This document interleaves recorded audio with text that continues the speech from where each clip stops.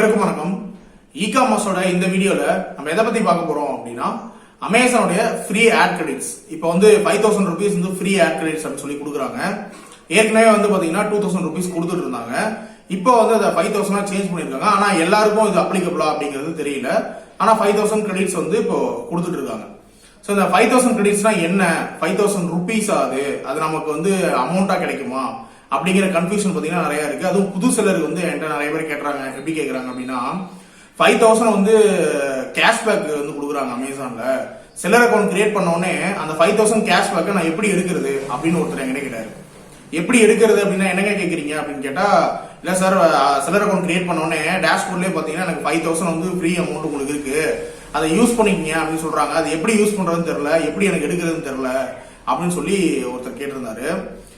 First வந்து நீங்க புரிஞ்சுக்கோங்க, 5000 வந்து அது கேஷ்பேக் கிடையாது, அது கிரெடிட். கிரெடிட்னா என்னது, கடன் இல்ல வந்து உங்களுக்கு வந்து இலவசமா கொடுக்கறது அப்படின்னு வச்சுக்கலாம். சோ அந்த இலவசமா கொடுக்கறது அவங்க காசு உங்களுக்கு இலவசமா கொடுக்கல, ஆட் கேம்பெயின் ரன் பண்றதுக்கு உண்டான அந்த சார்ஜஸ்ல ஒரு 5000 வரைக்கும் உங்களுக்கு ஃப்ரீ பண்ணி கொடுப்போம் அப்படின்னு தான் சொல்றாங்க. இதே மாதிரி பாத்தீங்கன்னா அமேசான்லயும் கொடுக்குறாங்க, பிளிப்கார்ட்லயும் கொடுக்குறாங்க, மீஷோலயுமே கொடுக்குறாங்க. 2000 வந்து ஆட் கேம்பெயினுக்கு ஃப்ரீ அப்படின்னு சொல்லி கொடுக்குறாங்க. இந்த ஃப்ரீங்கிறது என்ன அப்படின்னு பாத்தீங்கன்னா ஒரு ட்ரையல், அதாவது நீங்க கேம்பெயின்னா என்ன அப்படிங்கறத நீங்க புரிஞ்சுக்கணும், என்ன நீங்க உள்ள நடக்குது அப்படிங்கறத நீங்க தெரிஞ்சுக்கிறதுக்காக அந்த ஃப்ரீ கிரெடிட்டை கொடுக்குறாங்க. சரிங்களா? அந்த ஃப்ரீ கிரெடிட் பாத்தீங்கன்னா நீங்க புதுசா செல்லர் அக்கௌண்ட் கிரியேட் பண்ணீங்க அப்படின்னா எல்லாருக்குமே கொடுக்கறது தான் இந்த ஃப்ரீ கிரெடிட். சரிங்களா? இப்போ நான் 5000 சொல்றேன், அந்த 5000 உங்க டேஷ்போர்ட்ல பாருங்க. புதுசா அக்கௌண்ட் கிரியேட் பண்றவங்க உங்க டேஷ்போர்ட்ல பாருங்க 5000 இருக்கா 2000 இருக்கான்னு பாருங்க. சோ இந்த கிரெடிட் வந்து எதுக்கு கொடுக்குறாங்க அப்படின்னா ஒரு ட்ரையலுக்காக தான் கொடுக்குறாங்க. இதை வச்சு நீங்க பெருசா பிசினஸ் எல்லாம் பண்ண முடியாது. சரிங்களா? அதே மாதிரி இதை நீங்க கேஷாவும் எடுக்க முடியாது. உங்களுடைய செல்லர் கமிஷன்ல இருந்து இது வந்து குறைச்சிட்டு வந்து 2000 வரைக்கும் செல்லர் கமிஷனே கிடையாது அப்படின்னும் கிடையாது.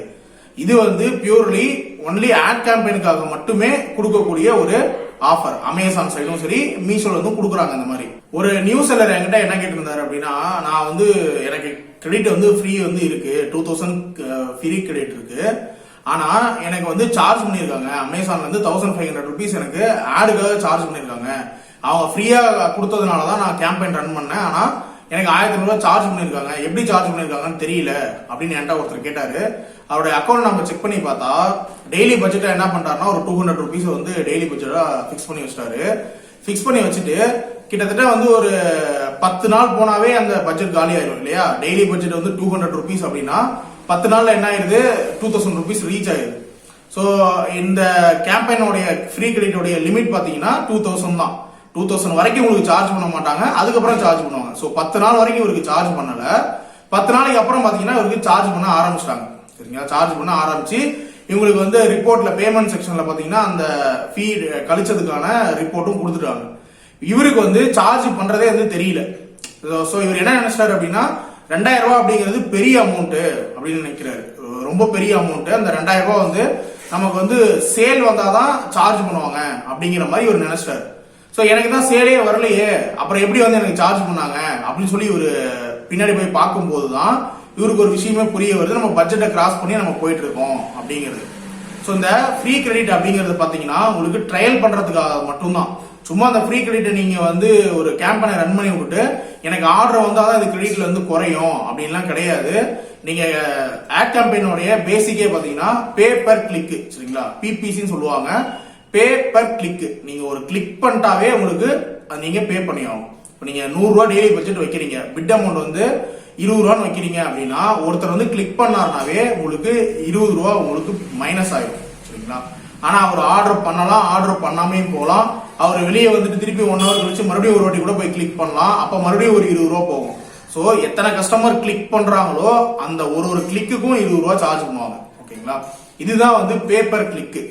இவர் என்ன நினைச்சுக்கிறாரு அப்படின்னா, எனக்கு வந்து ஆர்டரே வரல, சோ எனக்கு கேம்பெயினுக்கு நான் காசே கட்ட தேவையில்ல, அதுல 2000 ரூபாய் எனக்கு ஃப்ரீயாவும் இருக்கு அப்படின்னு சொல்லிட்டு நினைச்சிட்டு கேம்பெயினை தப்பா ரன் பண்றாரு. இப்ப அந்த லிமிட்டை பாத்தீங்கன்னா 2000 இருந்து 5000 இன்க்ரீஸ் பண்ணிருக்காங்க. இப்ப அமௌண்ட் வந்து பெரிய அமௌண்டா தெரியும் பாக்குறதுக்கு. 5000 இருக்கு நமக்கு ஃப்ரீ கிரெடிட், 5000 வரைக்கும் கேம்பெயின் ரன் பண்ணிக்கலாம் அப்படின்னு. ஆக்சுவலா பாத்தீங்கன்னா இந்த 2000 வந்து நீங்க 200 ரூபாய் பட்ஜெட் செட் பண்ணீங்கன்னா எப்படி 10 நாள்ல முடியுதோ அதுவும் ஒரு 20 நாள் 25 நாள்ல உங்களுக்கு காலி ஆயிரும். சோ நீங்க என்ன பண்ணுவீங்க அப்படின்னா கேம்பெயின் வந்து ஃப்ரீ தானே அப்படிங்கிறதுனால எப்படி என்ன பேஸ் பண்ணி வந்து கேம்பெயினை ரன் பண்றோம் அப்படிங்கறத நீங்க தெரிஞ்சுக்காமே நீங்க என்ன பண்ணுவீங்க, நீங்க பாட்டு குத்து மதிப்பா ரன் பண்ணி அந்த 5000 காலி பண்ணிடுவீங்க. இல்ல அப்படின்னா 5000 காலி பண்ணி அதுக்கு மேலேயும் உங்களுக்கு கேம்பெயின் ரன் ஆகிட்டே இருக்கும். உங்க அக்கௌண்ட் வந்து காசு போயிட்டே இருக்கும், அது உங்களுக்கு தெரியவே தெரியாது. ஸோ நீங்க நார்மலா என்ன பண்ணணும், புது செல்லர்ஸ் என்ன பண்ணணும் அப்படின்னா, இந்த ஃப்ரீ கிரெடிட்டை எதுக்காக யூஸ் பண்ணணும் அப்படின்னா, நீங்க ஒரு கத்துக்கிறதுக்காக யூஸ் பண்ணலாம். ஒரு ட்ரையலா நீங்க என்ன பண்ணலாம் யூஸ் பண்ணலாம். ஆட் கேம்பெயினா என்ன, எப்படி இது ரன் ஆகுது, எப்படி கீவேர்ட்ஸ் எல்லாம் கொடுக்கணும், எந்தெந்த கீவேர்ட்ஸ் எல்லாம் கொடுக்க கூடாது, இதெல்லாம் நீங்க அனலைஸ் பண்றதுக்காக என்ன பண்ணலாம்னா இந்த கிரெடிட்டை வந்து நீங்க யூஸ் பண்ணிக்கலாம். இது வந்து புது செல்லருக்கு தான் தருவாங்க, ஏற்கனவே இருக்கக்கூடிய செல்லருக்கு கொடுக்க மாட்டாங்க. அதாவது ஒன் டைம் தான். 2000 நீங்க முதல்ல யூஸ் பண்ணிட்டீங்க அப்படின்னா மறுபடியும் உங்களுக்கு கிடைக்காது. அந்த மாதிரி ஒரு குறிப்பிட்ட டைமுக்கு மட்டும் தான் இந்த புது செல்லருக்காக தான் இந்த ஆஃபர் வந்து கொடுக்குறாங்க.